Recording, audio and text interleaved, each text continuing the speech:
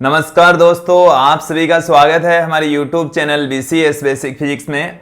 आज के इस वीडियो में हम कक्षा 11 का टॉपिक लेकर चल रहे हैं, दो पिंडों के मध्य तिर्यक टक्कर या द्विविमीय टक्कर। हम एनसीईआरटी की जो पाठ्य पुस्तक है उसमें 6 चैप्टर में से एक टॉपिक लेकर चल रहे हैं दोस्तों। हम इससे पहले टक्कर क्या होती है, हम इससे पहले प्रत्यास्थ टक्कर और पूर्णतः प्रत्यास्थ टक्कर के बारे में देख चुके हैं, पढ़ चुके हैं।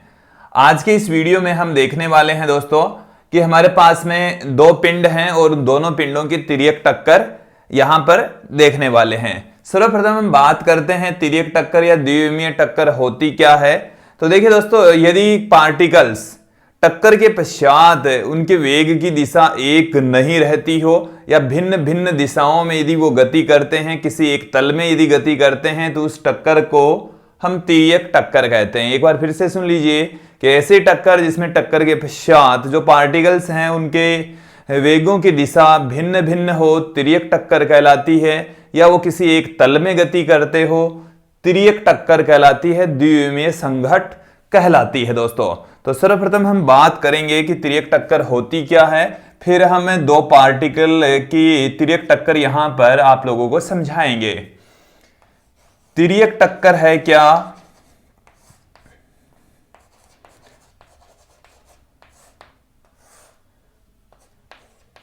कि ऐसी टक्कर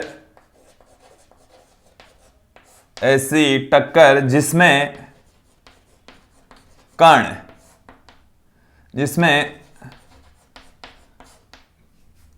कणों की टक्कर के पश्चात वेगों की दिशा भिन्न भिन्न हो, वेगों की दिशा भिन्न भिन्न हो, यदि अलग अलग होती है तो उस टक्कर को हम तिर्यक टक्कर कहते हैं, तिर्यक टक्कर कहलाती है दोस्तों, तिर्यक टक्कर कहलाती है। द्विविमीय संघट्ट भी उसको हम कह सकते हैं। यहां तक आप लोगों को समझ में आ गया होगा। अब यहां पर दोस्तों हम दो पार्टिकल लेंगे जिनका द्रव्यमान m1 तथा m2 तथा टक्कर से पहले उनके वेग u1 तथा u2 तथा टक्कर के पश्चात उनके वेग v1 और v2 हम यहां पर कंसीडर कर लेंगे।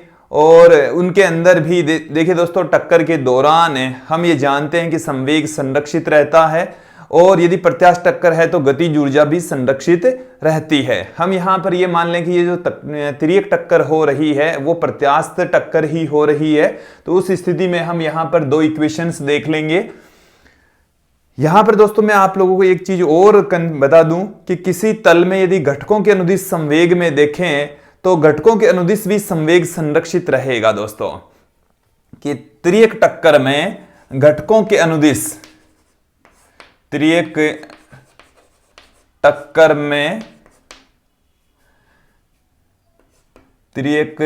में अक्षों के अनुदिश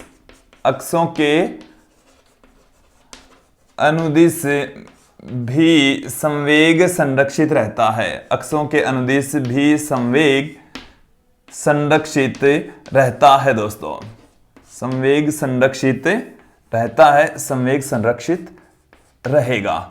हम वैसे जानते हैं कि प्रत्यास्थ टक्कर के अंदर क्या होता है। प्रत्यास्थ टक्कर के अंदर दोस्तों टक्कर में संवेग एवं गतिज ऊर्जा संरक्षित रहती है। संवेग और गतिज ऊर्जा क्या रहेगी दोस्तों? गतिज ऊर्जा दोनों संरक्षित रहती है।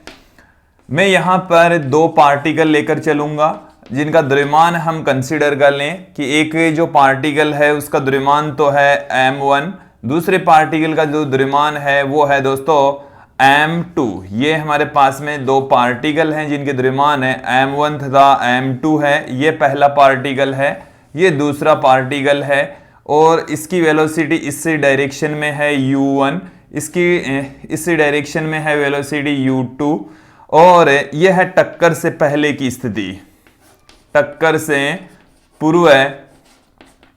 और जब टक्कर होती है तो टक्कर होने के पश्चात देखिए दोस्तों, जो पार्टिकल्स हैं यहां पर, जैसे मान लें कि हमारे पास में जो टक्कर है वो हुई, फिर टक्कर के पश्चात जो पार्टिकल है वो एक पार्टिकल इधर चला गया।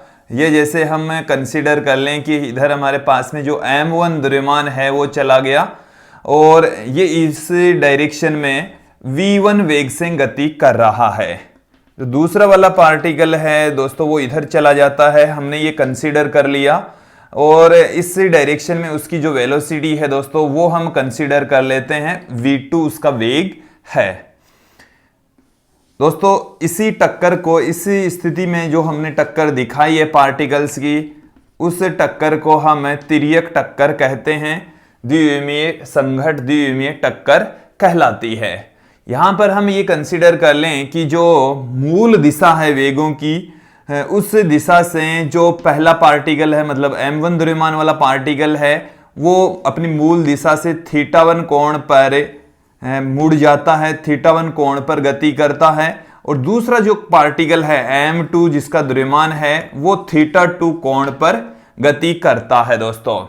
तो यहां पर यह है टक्कर की स्थिति। हमने इन दोनों पिंडों का टक्कर से पूर्व और टक्कर के पश्चात वेग दिखाए हैं। टक्कर से पूर्व इनके वेग u1 u2, टक्कर के पश्चात इनके वेग हैं v1 और v2। हम यहां पर एक निर्देश तंत्र लेकर चलेंगे कि इस निर्देश तंत्र में ये है x एक्सिस और ये है दोस्तों y एक्सिस। हम x एक्सिस और y एक्सिस के अनुदिश से इनका घटक भी देखेंगे। तो देखिए दोस्तों, यहां पर जो संवेग है उसके घटक में यहां पर देखने वाला हूं, और हम आपको बता दें दोस्तों कि घटकों के अनुदिश जो दिशाएं हैं, अक्षों के अनुदिश जो घटक होंगे उनके अनुदिश, अक्षों के अनुदिश भी संवेग संरक्षित रहता है। तो यहां पर हम इस का जो संवेग है दोस्तों वो है m1 v1। इस डायरेक्शन में इसका जो घटक होगा वो क्या होगा, इस डायरेक्शन में इसका घटक है वो क्या होगा। पहले तो इस डायरेक्शन में इसका घटक देखेंगे, m1 v1 इसका संवेग है, ये एक m1 v1 सदिश राशि है। इस डायरेक्शन में इसकी वैल्यू हो जाएगी m1 v1 cos θ1। फिर इस संवेग का इस डायरेक्शन में जो घटक है वो हमारे पास में आ जाएगा यहां से m2 v2 cos θ2। देखिए दोस्तों, इस संवेग m1 v1 का एक घटक तो m1 v1 cos θ1 इस डायरेक्शन में, और इस डायरेक्शन में इसका दूसरा वाला घटक आ जाएगा m1 v1 sin θ1। इसी प्रकार से इस डायरेक्शन में भी इसका जो घटक है वो हमारे पास में क्या निकल कर आ रहा है दोस्तों, m2 v2 sin θ2, m2 v2 sin θ2। ये हमारे पास में, हमने इन संवेगों को घटकों में डिवाइड कर दिया तो हमारे पास में इस तरीके से डायग्राम प्राप्त होता है, इस तरीके से घटक प्राप्त होते हैं। अब संवेग संरक्षण नियम लगाएंगे और अक्षों के अनुदिश भी दोस्तों संवेग है वो संरक्षित रहेगा। टक्कर से पहले का संवेग और टक्कर के बाद का संवेग बराबर रहेगा। तो देखिए दोस्तों, क्या यहां से कौन सा रिजल्ट यहां पर निकलने वाला है वो देखेंगे। यहां पर अक्ष दिशा में संवेग संरक्षण के नियम से, संवेग संरक्षण के नियम से, संवेग संरक्षण का नियम यदि हम यहां पर अक्ष दिशा में अप्लाई कर दें तो वो क्या होगा, टक्कर से पूर्व का संवेग, टक्कर से पूर्व संवेग ये बराबर होगा टक्कर के बाद के संवेग के, टक्कर के बाद का संवेग। टक्कर के पहले का संवेग बराबर होता है टक्कर के बाद ये संवेग का। तो दोस्तों यहां पर अक्ष दिशा ये वाली है, ये वाली दिशा हमने अक्ष एक्सिस ली है, तो इस दिशा में टक्कर से पूर्व इसका जो संवेग है वो हमारे पास में है m1 u1। दूसरे पार्टिकल का अक्ष दिशा में जो संवेग है वो है दोस्तों m2 u2 बराबर टक्कर के पश्चात जो इस पार्टिकल का जो संवेग है दोस्तों वो हो गया हमारे पास में m1 v1 cos θ1। इस पार्टिकल का अक्ष दिशा में जो संवेग है दोस्तों कितना हो गया, प्लस में m2 v2 cos θ2। ये हमारे पास में संवेग आ चुका है। अब हम y दिशा में देखेंगे, इसी तरीके से y दिशा में संवेग संरक्षण के नियम से, y दिशा में संवेग संरक्षण के नियम से, संवेग संरक्षण नियम से। तो देखिए दोस्तों, y दिशा में यदि संवेग संरक्षण की बात करें तो वही नियम कायदा तो वही लगना है, टक्कर से पूर्व का संवेग, टक्कर के बाद का संवेग। तो यहां पर टक्कर से पूर्व है, y दिशा में जो संवेग है दोस्तों वो है 0। y दिशा में इसमें टक्कर से पूर्व कोई घटक नहीं है, कोई संवेग नहीं है, पार्टिकल्स हैं उनका वेग ही अक्ष दिशा में है, y दिशा में वेग ही नहीं है। तो इसका जो y दिशा में संवेग है टक्कर से पहले का वो 0 है। तत्पश्चात जो पार्टिकल है उसका टक्कर के बाद में जो संवेग रहेगा वो 0 के इक्वल रहेगा। y दिशा में संवेग देखेंगे, y दिशा में संवेग है दोस्तों m1 v1 sin θ1। ये तो है धनात्मक y एक्सिस की ओर, यह ऋणात्मक y एक्सिस की। ऋणात्मक y एक्सिस की ओर होने की वजह से इसको हम माइनस में लेंगे, क्योंकि इसकी डायरेक्शन दोस्तों हमने दिखाई है ऊपर की ओर, इसकी डायरेक्शन है दोस्तों नीचे की ओर, दोनों की डायरेक्शन एक दूसरे के अपोजिट। तो यहां पर इसको हम माइनस में दिखा देंगे, m2 v2 sin θ2। ये हमारे पास में दूसरी इक्वेशन आ चुकी है दोस्तों। फिर उसके बाद में हम यहां पर लेकर चलेंगे गतिज ऊर्जा संरक्षण से, गतिज ऊर्जा संरक्षण नियम से, गतिज ऊर्जा संरक्षण नियम से। तो गतिज ऊर्जा संरक्षण नियम से यहां पर आप देखेंगे टक्कर से पूर्व की जो गतिज ऊर्जा है वो टक्कर के बाद की गतिज ऊर्जा के इक्वल रहती है। तो टक्कर से पूर्व गतिज ऊर्जा कितनी है, टक्कर से पूर्व गतिज ऊर्जा फिर बराबर होगी ये टक्कर के बाद की गतिज ऊर्जा, टक्कर के बाद की गतिज ऊर्जा के, टक्कर के बाद की गतिज ऊर्जा के दोस्तों। अब यहां से आप देखेंगे कि जो टक्कर है उससे पूर्व की गतिज ऊर्जा यहां से कितनी हो जाएगी, 1/2 m1 u1 स्क्वायर, इस पार्टिकल की गतिज ऊर्जा हाफ m1 u1 स्क्वायर, इस पार्टिकल की गतिज ऊर्जा 1/2 m1 m2 u2 स्क्वायर, टक्कर के बाद में इस पार्टिकल की गतिज ऊर्जा 1/2 m1 v1 स्क्वायर, फिर इस पार्टिकल की गतिज ऊर्जा। देखिए जो गतिज ऊर्जा है वो तो एक अदिश राशि होती है, सीधा उनका योग होना है, उनका कोई घटकों में वियोजन नहीं होगा। तो यहां से दूसरे पार्टिकल की जो गतिज ऊर्जा वो कितनी आ जाएगी, 1/2 m2 v2 स्क्वायर। ये हमारे पास में गतिज ऊर्जा का सूत्र आ गया, मतलब इक्वेशन आ गई है। ये हमारे पास में संवेग के दोनों घटकों की इक्वेशंस आ गई है। तो दोस्तों ये थी तिर्यक टक्कर, द्विविमीय टक्कर। अब हम यहां पर इस डेरिवेशन में, इस टॉपिक में एक विशेष कंडीशन लेंगे कि जब दूसरा पार्टिकल स्थिर अवस्था में हो, ये वाला पार्टिकल जब कौन सी स्थिति में हो दोस्तों, स्थिर अवस्था में हो, साथ में ये भी लेकर चलेंगे कि दोनों जो पार्टिकल है उनका द्रव्यमान एक समान हो। कंडीशन क्या है कि दोनों जो पार्टिकल है उनका द्रव्यमान समान हो, और दूसरा कण यदि स्थिर अवस्था में होता है तो टक्कर के पश्चात वो दोनों एक दूसरे के लंबवत दिशा में गति करते हैं। मेरी बात एक बार फिर से सुन लीजिए कि यहां तक तो आप लोगों को आई गया समझ में। इसके बाद की बातें हैं। कंडीशन क्या है कि यदि m1 और m2 क्या होते हैं, बराबर होते हैं, और दूसरा जो पार्टिकल है उसका वेग कितना होता है, 0। तो उस स्थिति में, इस स्थिति में ये जो दोनों पार्टिकल गति करेंगे बाद में, तो इन दोनों के बीच का जो एंगल होगा दोस्तों वो होगा 90 डिग्री। बाद में ये जब दोनों का द्रव्यमान सेम हो, दूसरा कण स्थिर हो, तो दोनों कण टक्कर के पश्चात एक दूसरे से लंबवत दिशा में गति करेंगे। ये हम अब प्रूफ करेंगे, इस चीज को हम यहां पर अब प्रूफ करेंगे। तो दोस्तों मैं यहां से इसको यहां से मिटा दूंगा, और या तो आप चाहे तो इन्हीं इक्वेशन से जो m1 और m2 को बराबर पुट कर दो, m1 और m2 को हम बराबर ले लेंगे, इक्वल ले लेंगे, और u2 को हम 0 लेकर चलेंगे। तो हमारे पास में यहां से तीनों इक्वेशंस आ जाएगी, और तीनों इक्वेशन से हम θ1 प्लस θ2 को 0 सिद्ध कर देंगे। तो अब यहां पर मैं एक कंडीशन पुट कर रहा हूं। कंडीशन क्या है वो समझ लीजिए। एक विशेष स्थिति हम लेकर चल रहे हैं दोस्तों, तिर्यक टक्कर के अंदर हम एक विशेष स्थिति लेकर चल रहे हैं। स्थिति क्या है कि m1 बराबर हो जब m2 के, और इन दोनों को ही हम स्मॉल m के बराबर मान लें, और साथ में हम यहां पर यह भी मानकर चल रहे हैं u2 बराबर 0। इसका मतलब है कि दूसरा कण स्थिर है। दूसरा कण कैसा है दोस्तों? दूसरा कण टक्कर से पूर्व स्थिर अवस्था में होता है। तब हम यहां से यदि इसको मैं इक्वेशन नंबर 1 दे दूं, इसको इक्वेशन नंबर 2, इसको इक्वेशन नंबर 3, चाहे तो आप नए सिरे से भी समझ सकते हैं, चाहे यहां से भी समझ सकते हैं। तो यहां से देखिए दोस्तों, m1, यहां पर भी m आएगा, यहां पर भी m दोनों तरफ से m कॉमन लेकर दोनों तरफ से ही काट देंगे। u2 का मान 0, तो इधर तो क्या रह गया दोस्तों? u1 इधर रह गया हमारे पास में u1। तो समीकरण 1 से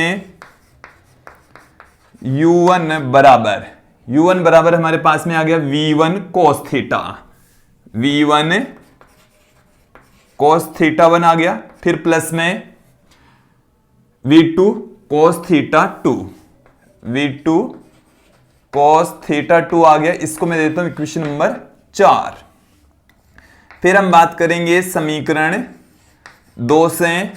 समीकरण 2 के अंदर भी हम यदि m1 और m2 के स्थान पर स्मॉल m पुट करेंगे, दोनों को कॉमन लेकर 0 में भेज देंगे, 0 से 0 में डिवाइड कर देंगे, तो हमारे पास में क्या रह गया?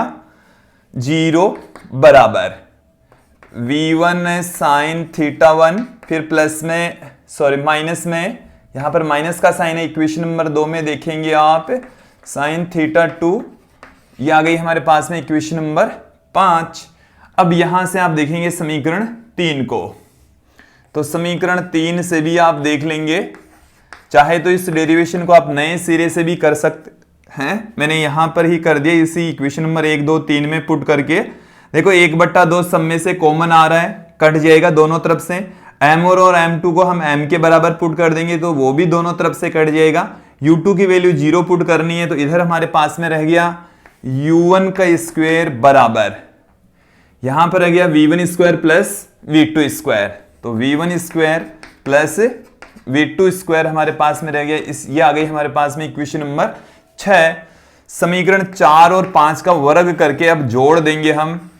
समीकरण 4 का वर्ग, समीकरण 5 का वर्ग से हमारे पास में यहां से इसका वर्ग करेंगे तो u1 का स्क्वायर आ गया,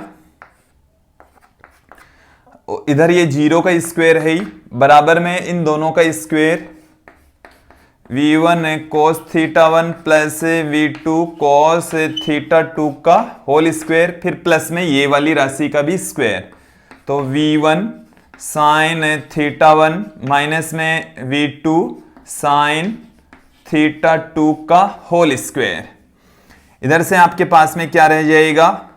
u1 स्क्वायर बराबर, इसका होल स्क्वायर खोलिए, v1 square cos square theta 1, फिर प्लस में v2 square cos square theta 2, फिर प्लस में दो राशियों का योग है, तो इसका स्क्वायर करेंगे तो हमारे पास में 2ab वाले फॉर्मूले से आ जाएगा, a square plus b square plus 2ab, तो a के स्थान पर ये, b के स्थान पर ये, तो 2v1 v2 cos theta 1 cos theta 2, इसका भी होल स्क्वायर खोल देंगे यहां से, तो पहली राशि का वर्ग तो v1 square sine square theta 1, दूसरी राशि का वर्ग कितना आ जाएगा? v2 square sine square theta 2, फिर यहां पर माइनस का साइन है तो इधर भी माइनस का साइन आएगा, माइनस में 2ab, तो 2v1 v2 हमारे पास में आ गया साइन थीटा 1 साइन थीटा 2। अब देखिए दोस्तों, जो कॉमन आ रहा है उसे हम कॉमन ले लेंगे। इधर से हम कॉमन ले रहे हैं v1 का स्क्वायर, तो यहां पर आपके पास में क्या रह गया? cos स्क्वायर थीटा 1, इसमें से मैंने v1 स्क्वायर कॉमन ले लिया, cos स्क्वायर थीटा 1 रह गया, इसमें से भी v1 स्क्वायर कॉमन ले लेंगे तो साइन स्क्वायर थीटा 1 रह जाएगा, तो साइन स्क्वायर थीटा 1, फिर प्लस में इसमें से और इसमें से हम v2 स्क्वायर कॉमन ले लेंगे, तो हमारे पास में रह गया cos square theta 2 plus sine square theta 2। अब दोस्तों यहां पर दो पद और रह गए, ये वाला पद और ये वाला पद। इन दोनों पदों में से आप देखेंगे कि मैं यहां से दो v1 v2 कॉमन ले लेता हूं। v1 v2 कॉमन ले लूंगा तो यहां से हमारे पास में रह गया cos theta 1 cos theta 2 minus में साइन थीटा 1 साइन थीटा 2। ये हमारे पास में रह गया है दोस्तों। अब यहां से sine square theta 1 plus cos square theta 1 ये एक हो जाएगा, ये वाली राशि भी एक हो जाएगी। और ये है दोस्तों cos theta 1 minus cos theta 1 plus theta 2 का फॉर्मूला। तो मैं आपको इस फॉर्मूले के बारे में भी बता दूंगा। तो u1 स्क्वायर बराबर हमारे पास में आ गया v1 स्क्वायर, ये एक हो गया, प्लस में आ गया दोस्तों हमारे पास में v2 स्क्वायर, ये वाली राशि भी क्या हो गई एक, प्लस में दो v1 v2, ये वाली जो राशि है दोस्तों उस वो फॉर्मूला है cos थीटा 1 प्लस थीटा 2 का। तो यहां तक आप लोगों को ये समझ में आ गया होगा। फिर उसके बाद में देखिए दोस्तों, इसी को ही हम आगे सोल्व कर रहे हैं। यहां से हमारे पास में एक रिजल्ट आएगा कि थीटा 1 प्लस जो थीटा 2 है उन दोनों का जो योग है दोस्तों वो 90 डिग्री होता है। तो एक विशेष कंडीशन हमने यहां पर ली। उस विशेष कंडीशन की स्थिति में टक्कर के पश्चात दोनों पार्टिकल एक दूसरे के लंबवत एक दूसरे से 90 डिग्री के कोण पर गति करते हैं। दोनों के वेगों के बीच का जो एंगल है वो 90 डिग्री होता है दोस्तों। यहां पर आप देखिए दोस्तों, हम समीकरण जो हमारे पास में आई है 6 को उठाकर हम उपरोक्त समीकरण में रख देंगे। तो समीकरण 6 को उपरोक्त समीकरण में रखने पर, उपरोक्त समीकरण में रखने पर समीकरण 6 से जो वैल्यू है u1 स्क्वायर की वो वैल्यू मैं यहां पर पुट कर देता हूं। तो आपके पास में क्या आ गया, v1 square plus v2 square बराबर v1 square plus v2 square plus 2v1 v2 2v1 v2 cos theta 1 plus theta 2। यहां से v1 से v1 कट जाएगा, v2 से v2 कट जाएगा, हमारे पास में रह गया 2v1 v2 cos theta 1 plus theta 2 equal to 0। और यहां पर v1 और जो v2 है वो नॉट इक्वल टू 0। तो हमारे पास में क्या आ गया दोस्तों, cos theta 1 plus theta 2 equal to 0। और ये 0 तभी होगा जब थीटा 1 प्लस थीटा 2 बराबर कितना हो, 90 डिग्री। अर्थात यहां पर हमारे पास में क्या निकला है,